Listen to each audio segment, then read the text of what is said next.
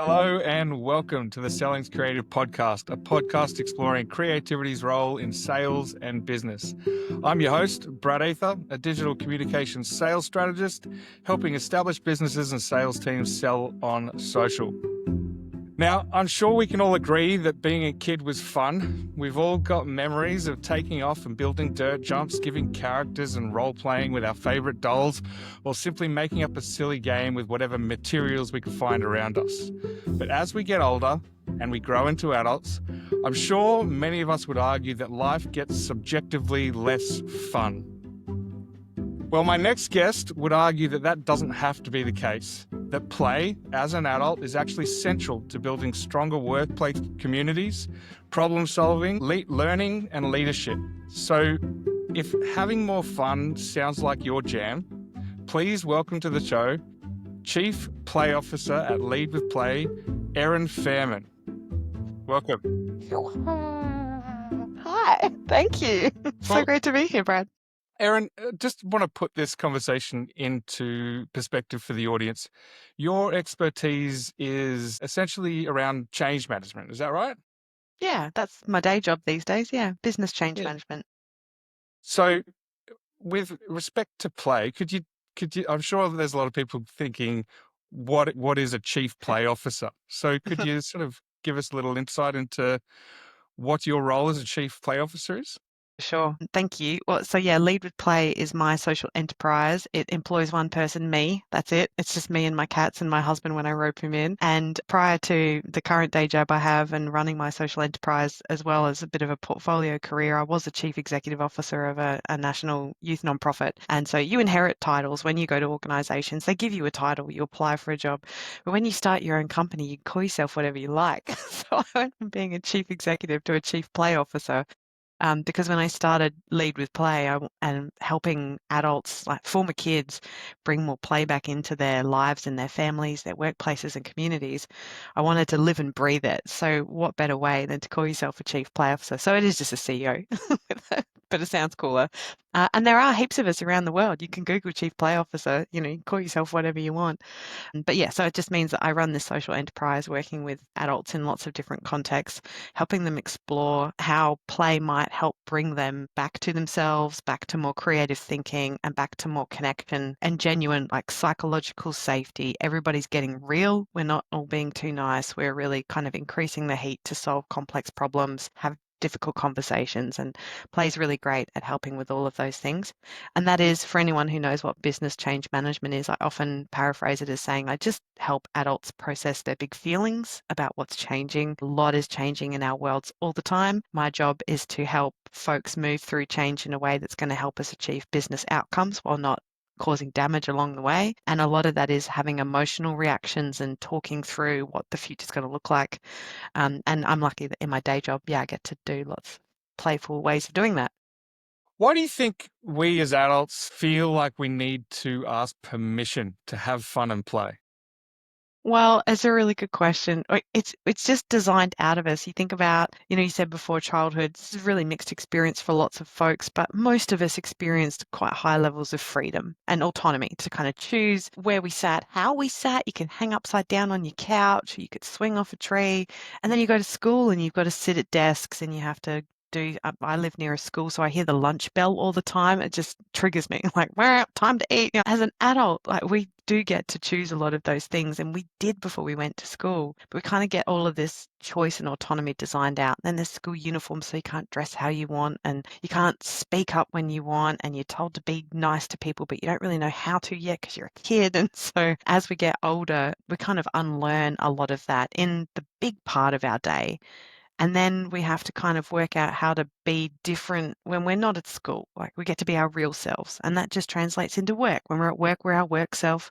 When we're not at work, we've got to redo ourselves. I call it, context switching, like personality switching, the whiplash of like, woohoo, I'm out of work. I can go do what I want. I can be who I want. Well, often that we don't even realize that we're fitting molds, that we don't switch back. We just stay there like, oh, this is work me. I guess this is me now. And a lot of folks tell me, I do a lot of crowdsourcing failabrations, like where people have tried to do play in professional settings and it's tanked, it's not gone well, or celebrations where they've tried and it's gone well. And why don't we do it so much? And what I hear fairly consistently is there seems to be a relationship between professionalism and emotions that don't mix. It's not professional to have emotions. You've got to be professional. And that means not being emotional, not challenging people openly about ideas and directions, not laughing in the workplace or wearing like silly clothes. And so I think we often, in lots of industries, learn that they don't go together, they're oil and water. And my work is to try and reblend them, bring them back so that you're not spending so much energy on personality switching, on trying to work out how to have cultural safety because you've designed it out, and bring more of ourselves to our everyday. You've touched on a couple of things. One of them is you sort of outlined the experience of the freedom to be yourself in the workplace. And I think that what that comes down to is workplace culture. And you gave me a couple of resources to read before we jumped on the Did podcast. I give you And homework? some of the things that I sort of learned around play in the workplace were just 4 bullet points: leadership, motivation, collaboration, and resilience. And I think that all of those speak to a positive workplace culture. So I was wondering, like, what advice would you give to leaders that are perhaps hesitant to introduce play and that freedom into their organization? Yeah, such a good question. I guess knowing that why you're doing it is so that you're going to help people to show up authentically and have conversations really honestly to get the best outcomes from the most people. So if you're grounded in your why, you know that's why you want to do it, then it's just a solution to that. There are a lot of folks who work in the professional play setting who focus mostly on the play. I focus mostly on the why. What are you actually trying to achieve? They say, "Oh, Erin, you run Lego workshops. I want you to come in and run a workshop." I say, "I can, but why? What are you trying to achieve?" If you just want people to play with Lego at lunchtime, I'll just bring the Lego in. It's fun. They can just play with it.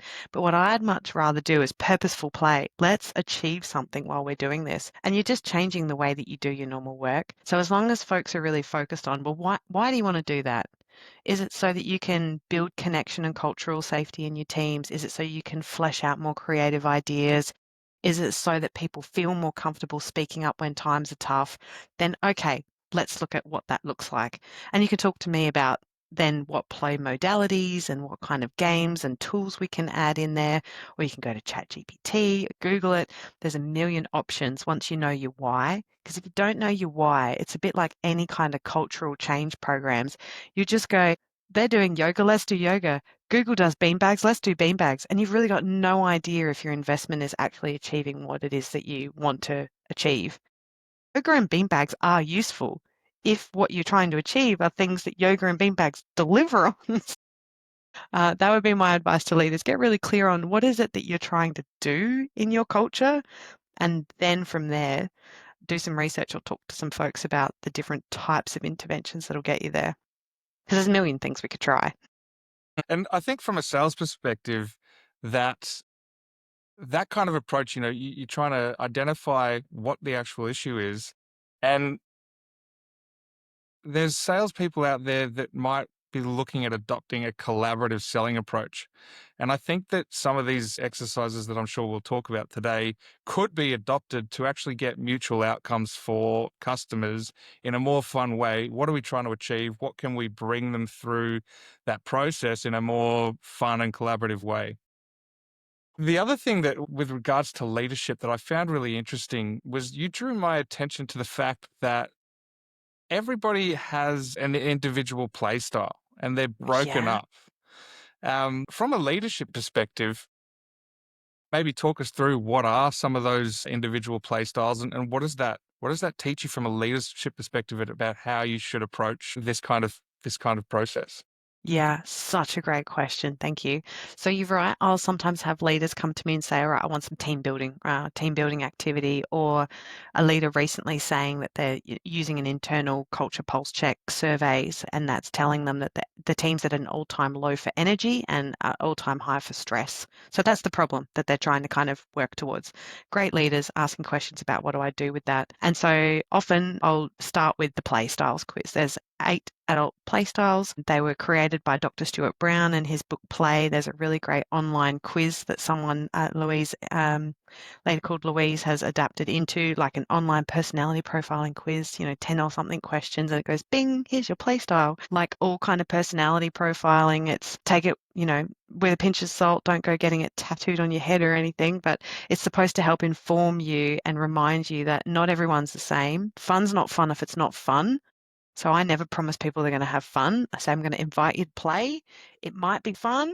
It's definitely going to help us work towards an outcome, and it's going to be memorable. I can guarantee that. But you actually might not have fun. Sometimes choosing growth is not fun.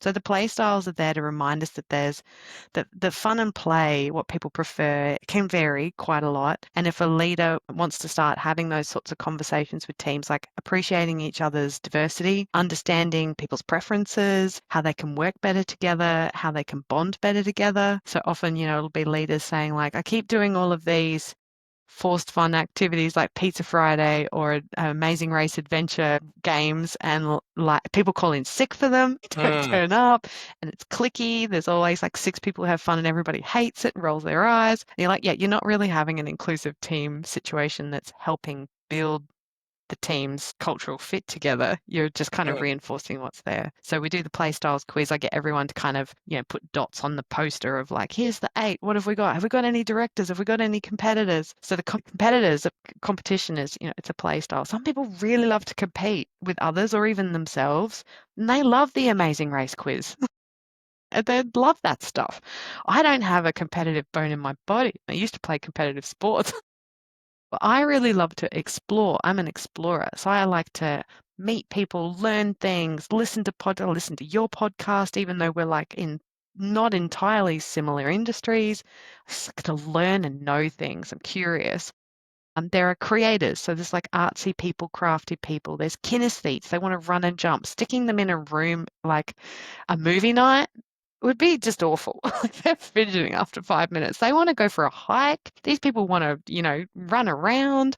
They want to move their bodies and do things. Yeah, there's a whole range of them. And one of the styles is a director. So I always say if you've got a director in your team, that means somebody finds it fun to plan stuff. Yeah. If you've got a director, that's who's planning your team culture days. It's fun for them. Let them do it. Give them the play styles and say, here, design a play day or a team day. I work in the agile world, our agile sprints, our once a year sales huddle. Like you design that for us. Here's all our play styles. You work out how to hit them all. Let that person do it because they'll have fun doing it. 'Cause I think, like, during this podcast, one of the fundamental questions that I'm asking is what it means to be creative. And what I'm discovering more and more is that creativity is different for everybody. And that play style that is the creator is the artist, the one that's inherently like they're all in on creativity. And that's the sort of idea that a lot of people have about what it means to be creative.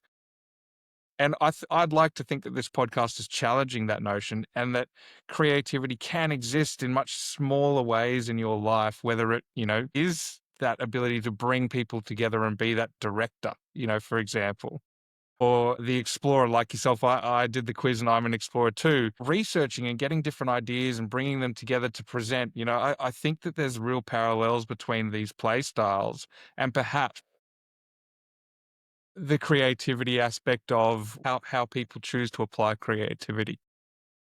Yeah, some of the folks that I know who are salespeople are often explorers because they are exploring how somebody's needs will be met in different ways. What's the product or service mix that's going to meet your needs? What's hard for you? What's great for you? Where are you headed? And that's actually really fun for me to know that, and then to try and solve that creative problem of how could I support where you're going? How can I work out your price point, how much you're willing to pay for that. And so you are creating while you're exploring all of these possibilities about how you can put a product and service mix together or go into partnership with someone or win them over, like sell them the idea that play is a legitimate professional practice. Like that's what I'm normally selling is ideas in business change and in my social enterprise. I'm often helping to sell a vision of a future or a solution to a problem they might not even realize they have. I know you feel comfortable where you are right now, you understand your processes and your systems, but for reasons we need to shift. And you're selling this future world that they're like, but I don't want to change. I want to stay where I am. Well, I think like it comes back to the change management piece. Like progress is so uncomfortable sometimes. So, trying to put yourself in a position to actually improve is going to be uncomfortable. And I kind of like the approach of bringing play into that, because if an organization's been used to doing one thing for a long time and it's not working anymore, getting a whole bunch of people on board and heading in the same direction, that's challenging. I've been in organizations before where change has meant redundancies. And I think that someone coming in and actually guiding people and inspiring people to move towards the same goal, it brings everybody along the ride and actually means Yeah. that you can use your own resources without having that fear of redundancy hanging over your back. Yeah, and look, and it's the reality, like in change management, we can't be false prophets. We have to be really real with people. And everybody in the world of change management, there's often this model of, they call it ADKAR, but it just means every collective change is the result of individual changes. So let's talk about that situation. Sometimes there are changes that lead to redundancies, and people know that that means they might not know yet, is it me?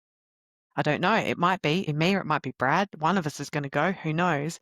And that's very real emotional response. And so the change that we're helping inspire people is for them. Like this organization has to go forward and it has to do that. And it has to end up with only one of us here at the end of the day. That's what it has to do.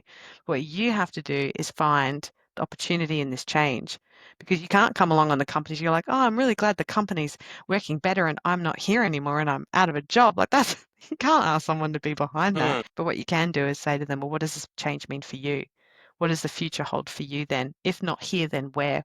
How does this create an opportunity for you to be elsewhere, reskill, do different things? Like, where's the opportunity in this change? Because it's happening potentially anyway to you. Or how can you be more open to the options? This is creativity and innovation is just being open to options. So maybe I'll still have a job, maybe I won't. If I don't, what is that? What doors does that open for me? If I stay, the company will be different. I might have a job, but what doors does it open for me if we're upgrading this, moving there, changing locations, combining things, whatever? There's opportunities in all those things. As much as there are downsides, you have to live with both of them. So we're talking about resilience here, and Yes. I think there's always a little bit of there's the individual in these situations, and then there's workplace, right? So maybe just to bring it back to play, how does play influence the individual's ability to adapt to change Mm. in a situation like a big merger, for example?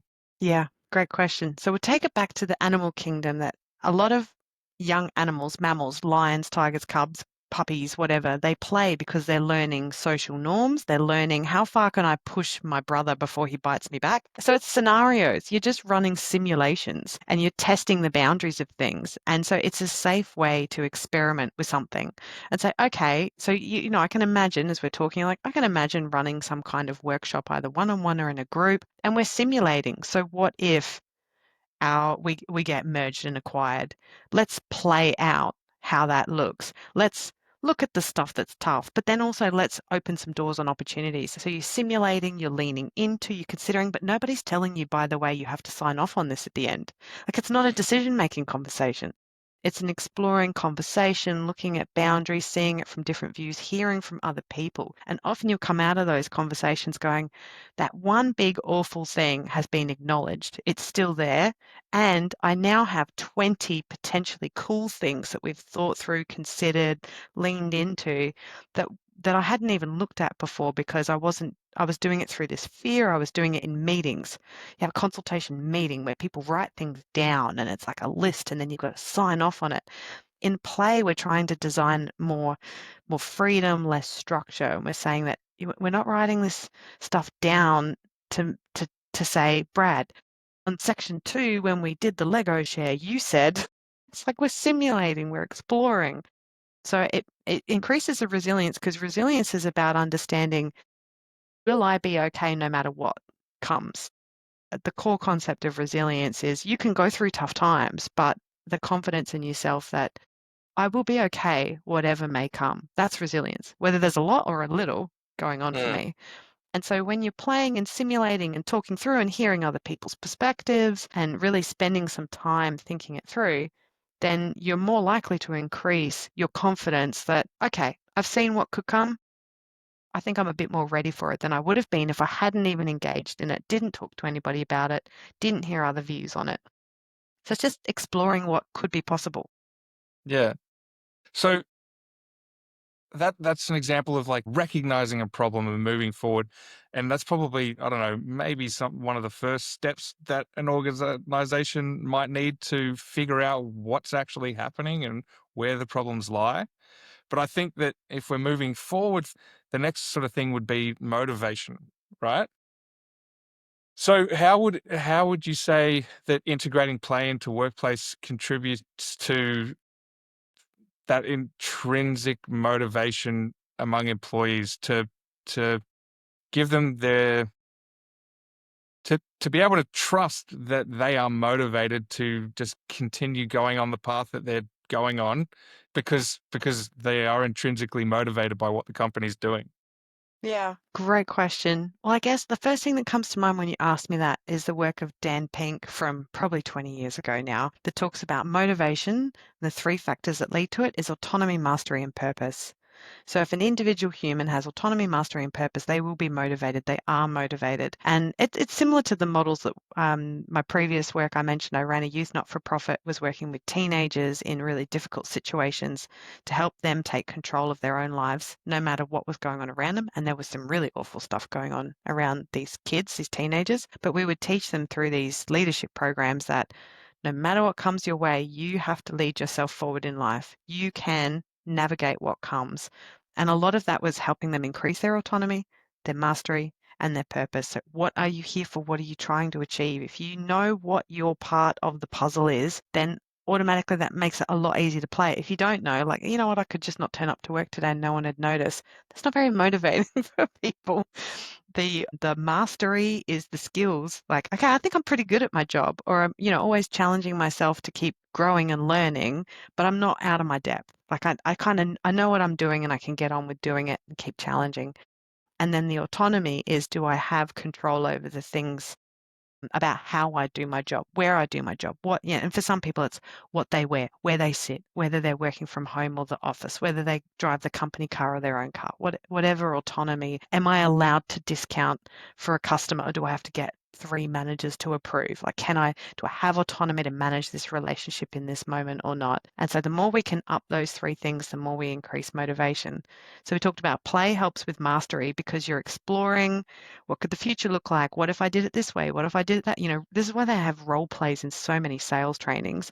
So you're literally just trying to increase someone's mastery so that when they are performing in the moment, they're more ready for it. They've simulated it. So play is really good for that. With autonomy and purpose, all of those conversations around why are you here? What are you doing? How do you fit in the team? What are your strengths? What do you need when you're not at your best? They're the types of questions that I facilitate through play workshops. And all of that helps increase their sense of purpose and their shared sense of purpose. Why are we here? What are we doing? What are we aiming for? And their autonomy around, particularly the one I use a lot is, what do you need to be your best at work? And what do you need when you're not your best at work? I run a Lego serious play workshop around that. And they're 2 really good questions that people have an opportunity to talk about what they need in terms of autonomy and the support that's required So they might say, I need flexibility that on a bad day, I can go home and just work from home with my dog at my foot. Like a lot of people mention they want to be with their puppies while they're working. And so it helps people explore, like, where are your boundaries? Like, I don't care. I don't have a dog, but I really want to be able to turn up late because it's leg day on Wednesday. It's going to take longer to get to work. Like, that's my version of autonomy. And taking it to cultural safety it is just about recognizing everyone's different. And if we can get the job done, but show up how we can be our best while getting the job done, you will get more done. You'll be more motivated because you're not spending so much energy fitting into somebody else's idea of how you should do your job. And play lets you explore all that in a much safer way than you and I just sitting here. Right, Brad, right, what do you need in your job? Come on, list it out for me, mate. And you're like, cool, gee, blood, this is high stakes. We're just, it's a lot lower stakes. You can kind of talk it through, bring in a bit of banter, and yeah, it's a lot easier to talk it through that way. I think that a lot of people, you know, you just spoke to the camera and sort of role played what a strict manager might look like. People, when they're asked questions like that, they don't necessarily know the answers to their right. Like, what are they feeling? What do they need? If you ask someone what they need, they're just going to give you an answer, whether or not that's actually what they need or not, right? Yeah, often. Yeah. Like, Or they'll crack open and you'll go, sheesh, what have I started? yeah. It'll go either way. No, everything's fine. Or like 10 hours later, life history. I just think that having that space to be able to explore that question, what do you need? Yeah, I think that's really beneficial. Even if you do it by yourself and just instead of what do you need, just say, okay, what I need right now is to go and think about what I need, and then bring it back to the table, right? Yeah, wouldn't it be Yeah. great if we had that answer? I don't know about you. I often talk about like on my best days. On my best day, I would do something like that. And many days I would just sit there like a stunned rabbit and go, I don't know, everything's fine. Yeah.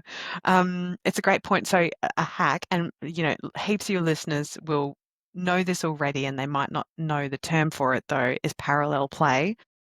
So a lot of the play work that we're doing is drawing on the principles of parallel play, that you're not looking face to face straight into each other's eyes, so this is why folks often say, oh, it's easier to talk to their kids when they're driving because, passenger here, you're driving, you're not looking at each other. It's why people do walk and talks. It's why lots of good things happen on the golf course because people are, they're golfing next to each other, not looking directly at each other. So if you ever do want to have a conversation like the ones we're talking about, without play, just go and have that conversation. Go and sit on a park bench and don't look in each other's eyes because it will automatically increase the psychological safety of the conversation. Just sitting and it's hard when you're on Zoom and Teams or whatever a lot. You are automatically looking at each other. So I have so many fidget toys here. If someone's asking me questions like that, I'm not looking at them. I'm, playing with fidget toys and looking down, even though they're like potentially staring right at me. Yeah. So a lot of the play, like the Lego series play, the nature play, is being alongside each other, not face to face. And that will automatically eliminate some of that. And the other one that folks might have heard about is liberating structures. There's a 1, 2, 4. So giving people time to think. Give them 2 to 3 minutes to think. In Lego serious play, it's 2 or 3 minutes to build. So ask you a question, you build something, put some Lego together. You're not expected to talk or listen. It's just 2 or 3 minutes. You just think for yourself, like, oh, geez, I don't know. It's a good question. I've never been asked that. I don't even know. Oh, I'll just put stuff together, see what happens. And then we pair up in small groups, just Brad and Erin talking to each other. That's just one conversation. It's all right. We're not going to 50 people. And then we start to open it up to, okay, now, what did you hear at your table? Key themes. So the level of risk and personal sharing is quite low and you can build it, because coming straight in with something really, big, like, why is everybody so mad today? Like, it's a really big question. And you'll either go one way or the other. No, we're not. Or, well, I'll tell you why, and I'm calling the union. And both are just as scary for a leader. Like, you don't know. I don't want the rant and I don't want the shutdown. Mm. So I want to bring it back. We were talking about motivation and you've listed the 3 points. I believe it was mastery, autonomy, and purpose. Yep, that Dan Pink's work. When I read sort of sports leadership books, those themes come up a lot when it comes to creating teams. Like, when they're talking about what goes into creating that team that's going to make the final. And quite often, autonomy is a big one, and having trust in your role and having trust that the person next to you knows what their role is, and they're all going to be working together because everybody's got a clear sort of structure. So understanding your role, understanding trust in others. And I think that in the workplace setting, like, you read those books, that's the top 1%. But I think what that conversation does sort of push towards is this idea of collaboration and how we can collaborate better within the structure of an organization. So whether it's the marketing team and the sales, which is a conversation that I like to align, it's all about aligning marketing and sales. What kind of play facilitates better communication and collaborations amongst work units? Yeah, it's a great question. I would go back to the why and say collaboration is a solution to what problem? Why are you trying to collaborate? Because if I'm just trying to decide what I want for dinner and my husband starts trying to collaborate with me on that, and it's just no, go away. I'm deciding what I want for dinner. If I'm an executive leader and I've got a really clear mandate from my CEO about what I need to do, I don't want to collaborate on that. I've been told what to do. Hmm. So I guess in the context you're talking about, collaboration is what we might assume from that is collaboration is required because multiple people need to come together to be successful. So let's assume that's the context because it often is, right? I can't do this by myself. I need other people, either skills, other views, more bodies. Like you can't win a football team against a whole side and just one human. I need coverage. So again, I'd go back to like, well, what is it that you're trying to achieve? Sounds like increasing our collaboration and our trust that each other is doing their part would be useful. Okay, well, let's see. If you got, is it an office environment? Can we take them outside? If we can take them outside, that's great. You could do the old classic trustful. Yeah, sure. I always love Lego serious play. So what I'd probably do is any time that people can see that they are only a part of the whole. Let's be humble here. You cannot do everything yourself. You might think that you've been here longest and you know everything and everyone should listen to you, but let's really make it clear that all of the pieces of the puzzle are required to be successful. So I'd probably get them to design like, Brad, everybody build me a little Lego model about your specific role in this company or process or customer relationship. And you'd build a creation and I'd build a creation. Okay, great. Now we're going to combine all of those models into a single model. So how do they relate to each other? How do the parts fit? Brad, why are you trying to put your model on top of everybody's because you think you're the king of the castle? No, yours is alongside everyone's because see, Erin's model here, she's bringing in marketing strategy and that's not in your model, right? So we need to click them together. We'll literally build them together with chains and links and bits of Meccano and whatever. We're going to connect them and you're going to visually see we are a connected group, very different humans with different skills and different roles, but we cannot be successful with, maybe we've built a tower with a customer or something on it. It requires all the pieces, doesn't it? So let's reflect on what are all the pieces we bought? What happens? Let's take one out now. What happens if we take Brad out? Remember that time Erin went on leave for 3 months and everything fell over? Let's take that out. Let's simulate what comes in next time Erin's away for 3 months. Let's build a model of that. Here, let's build a new puzzle piece. And that's the way you kind of simulate and really help people go, I do really wish everyone had just listened to me, but I kind of get it now. Just visualizing the process. Yeah, it's just, the kinesthetes, the people with kinesthete play styles understand like you have to experience something with your body and you have to listen to other humans and see for a fully immersive change. In this situation, you're often talking about it's not a lack of knowledge, it's often a lack of a difference in belief. It's the hero complex, the burnout complex. Like, what is it that's stopping people from understanding that as one human, you can't be everything? You need other people. Sales and marketing have to work together. Why don't you already get that? Like, Mm. a lot of us Well, I get think that. It's maybe not, it maybe can't be it's a lack of data. I think that everybody understands that they should be working together. But it's understanding how they work together. Yes. Like I think that often it's the role of the sales role and the marketing role don't quite understand what each other do. And if you don't understand what each other do, you can't break it down into what's my role and what's your role and what's the information that you need to provide me to allow me to do my job quickly and not, so that there's a constant communication thread that's just going to and from, and everybody's at a speed, let's say, moving towards the same direction and not sitting there twiddling their thumbs, sending emails saying you said you were going to do this and the other person hasn't done it because they don't even understand what they were asked in the first place. Yes, and so you're right. This is where, again, if a client came in and said, I want to do a team building between sales and marketing, I'd say, what is the problem you think you're trying to solve? Are you solving a problem where they don't understand how the processes interrelate and affect each other? Are you trying to solve a problem where we're pretty sure we know that we need to work better together, but we just don't know how?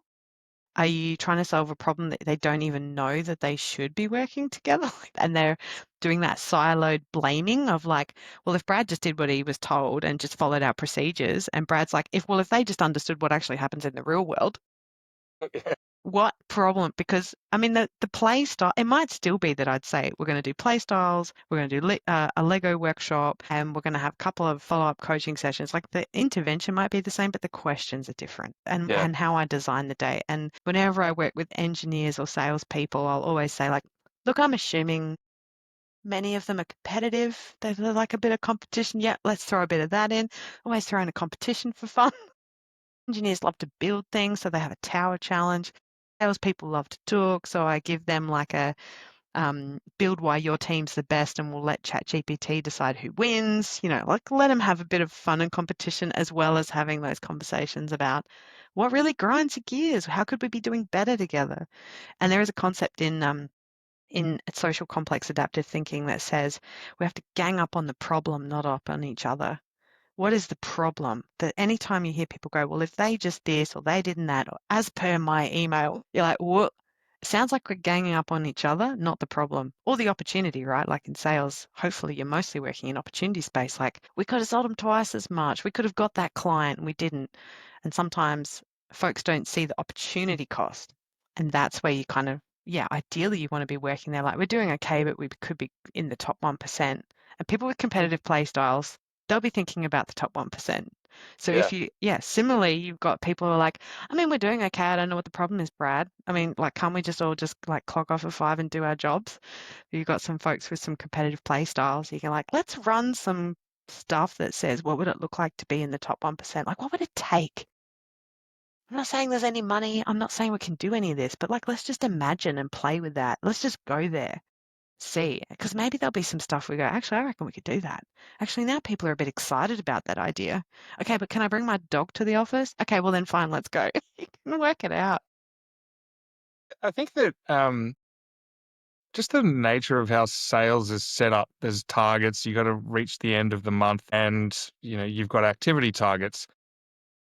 Often, from my experience, sales teams can be hesitant to even engage with something like a play day because it's a day off the phones. And that's going to directly affect their commission. And what I think needs to happen is often the sales team need to get their head out of the sand and start thinking about the organization as a whole. And maybe because if the organization's operating at full effect, it's only going to help their sales efforts. Do you know what I mean? I don't really have a question there, but do It's you a have great anything? reflection.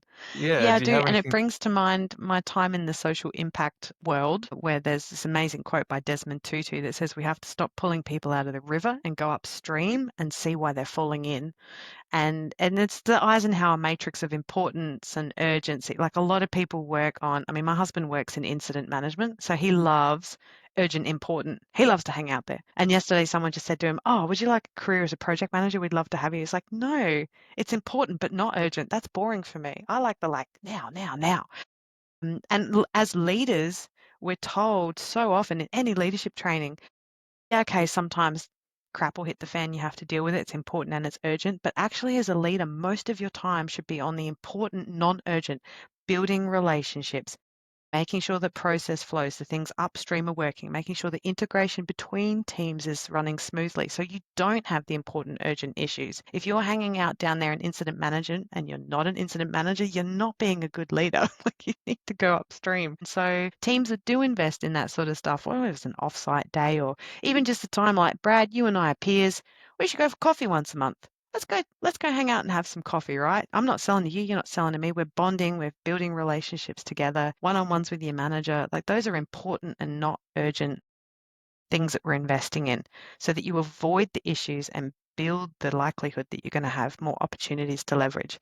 And I get it when like the day-to-day onslaught is there, you're like drowning in the river. You're like, it's easy to say go upstream, Erin, but I'm literally drowning. It's not always easy, but we can keep asking ourselves, like, would it be more useful for me to break this tide?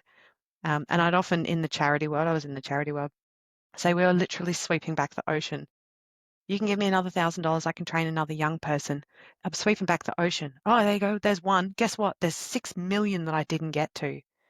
We need game changing here. This is like every person matters. Of course they do. And I'm glad people get pulled out of rivers.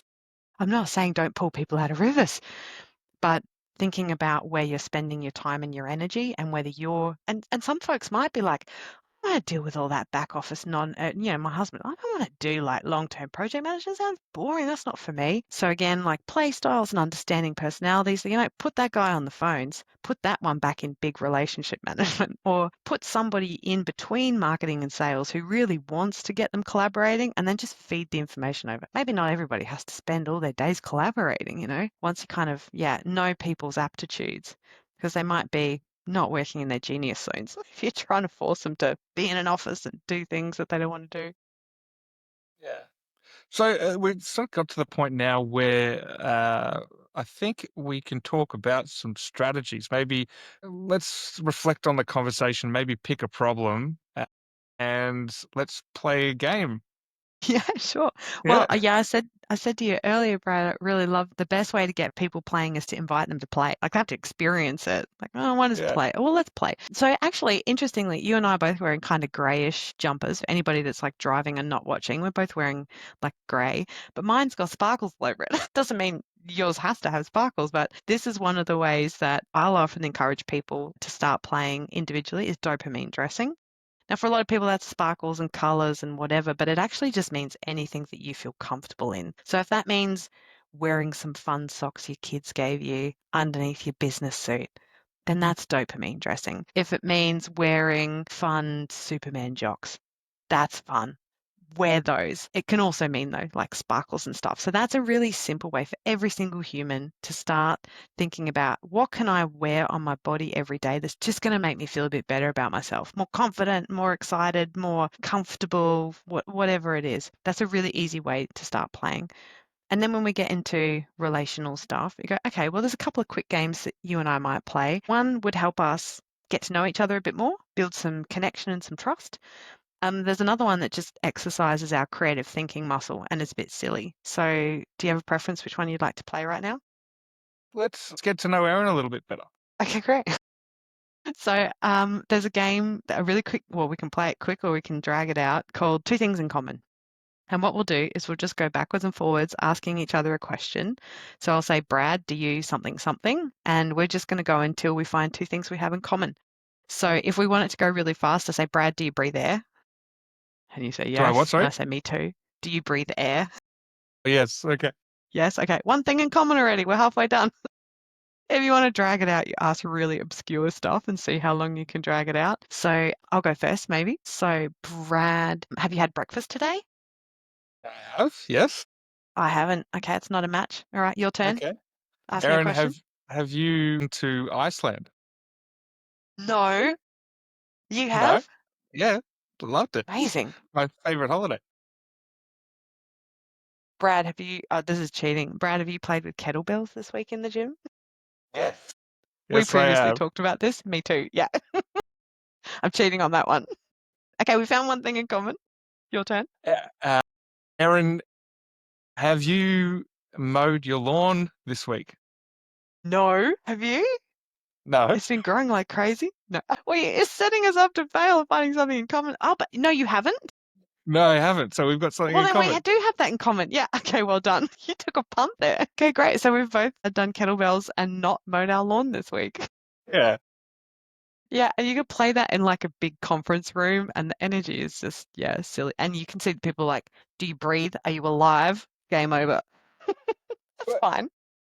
the amount of times that I've been in like places where they've just said like, look at the person next to you and ask them a question. And it sort of falls flat. I think that's a way better way to get engaged because, all of a sudden it's tit for tat. Like Yes. let's see what we've got in common. Yeah. And I always love seeing like maybe one person wants to speed up the game and one doesn't. And that's kind of interesting. Mm, And often what I'll do is I'll start playing that game with folks and we'd normally not be recording a podcast. We'd have more time to go, oh my God, Iceland, tell me about that. We'd unpack that a bit more and oh, your lawn is, yeah, tell me about my garden. So it would spark off these conversations. We won't do it today. Nobody needs to hear all of that. But then you get to the point where, yeah, usually it's mutual, like, okay, let's wrap this up. Like we've talked a long time now. So yeah, it can really go forever. And again, the parallel play concept like in a conference setting, I'll often say to people, a play bow in the mammal world is like for puppies, they get down and they wag their tail, little bums in the air. That's a play bow in the kind of the animal kingdom. In the adult human kingdom, it's eye contact. So if I'm at a conference, let's say, a big sales meeting or whatever, 30 or something people there, I'll say, okay, I'm going to invite you to play a game and you don't have to. If you want to play, all you do is look around and make eye contact with someone. And if you don't want to play, you just like look at your phone and I'm taking a call. Just don't make eye contact. It's fine. Nobody's going to go, Brad, look at me, look at me. I don't force people to have fun because forced fun's not fun. So I always mm. say that you don't have to play. It's creepy to watch people play. So if we're doing something like Lego series play and we're going to be here for like 40 minutes, it's just creepy to watch. So if you don't want to play, can you just leave? Just, go make some calls or whatever. It's better if you're not here. And that's again the autonomy because I'm increasing the autonomy. I'm saying you get to choose how much you're engaging. And you might come Yeah. in later or you might leave entirely, but having you here against your will is not going to motivate you or anybody else that's around you. Yeah, so One thanks for playing. No worries. Thanks for thinking of a great game for a podcast.